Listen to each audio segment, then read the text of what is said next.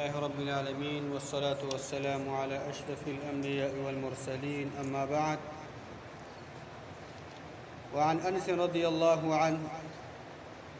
أن رسول الله صلى الله عليه وسلم أوتي بلبن قد شيب بماء وعن يمينه أعرابي وعن يساره أبو بكر رضي الله عنه فشرب ثم أعطى الأعرابي أو كما قال. کتاب ریاض صالحین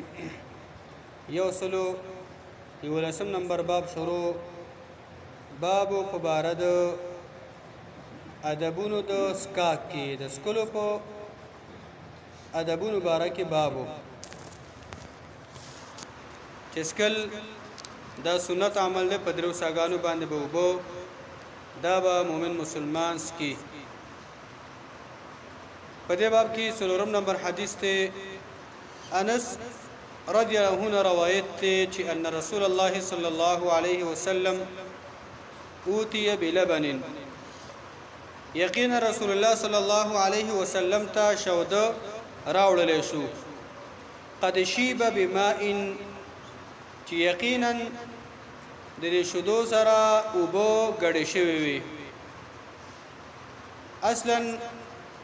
قصه دا سه چې رسول الله صلی الله علیه وسلم انس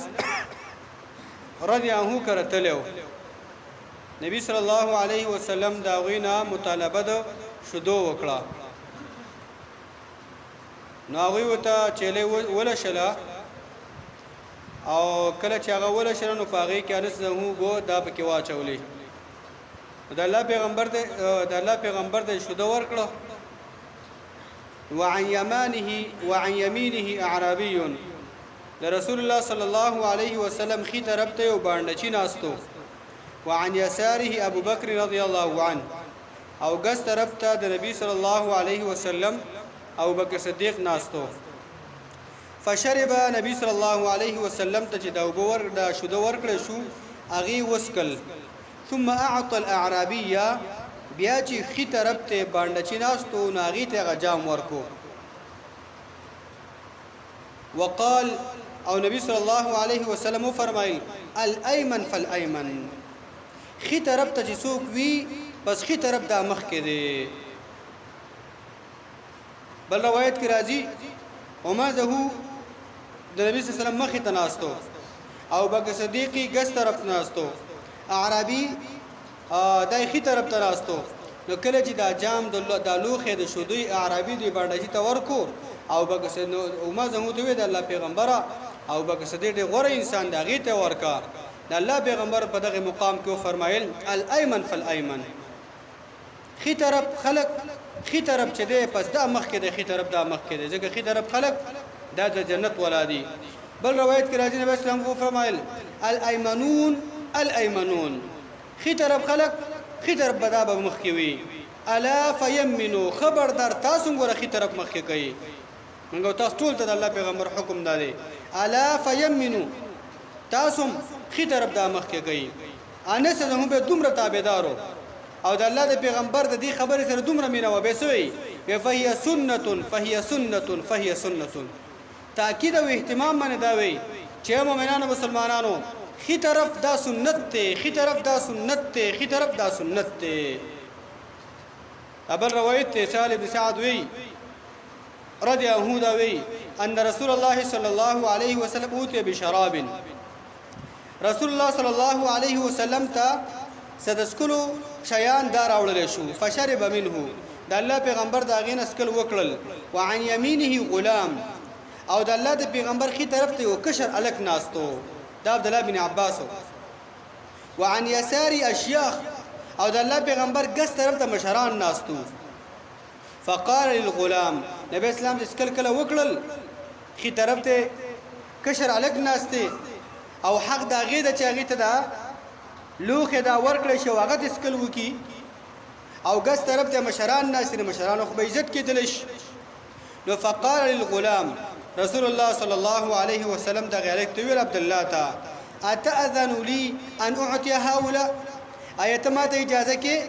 چې زدا جام او دا لوخه د اسکلو د مشران ته ورکم ګورغه حقدار ځکه د اجازه غواړي دا خاطر بنی چیرې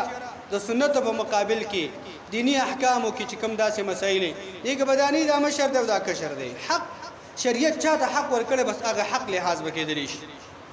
نو عبد الله ته وی عبد الله بن عباس کشر لګته خو خي طرف ته ناسه حق داغه د چاغې ته د لوخه ورکړي شي داغه الله پیغمبر اجازه غواړي حکومت نه کې اجازه غواړي آیستا اجازه ماته راکې چې زدا جام او د لوخه د دې خلکو ته ورکم فقال الغلام دی الکو ته لا والله ند الله پیغمبر زما دې په الله قسمي لا اوثر بنصيب منك احدا زنه غورکم ستاغه د برکت چې پتا کې کوم برکت دی واغه کې زما حصي زه هیڅ څوک نه غورکم باغې باندې ځکه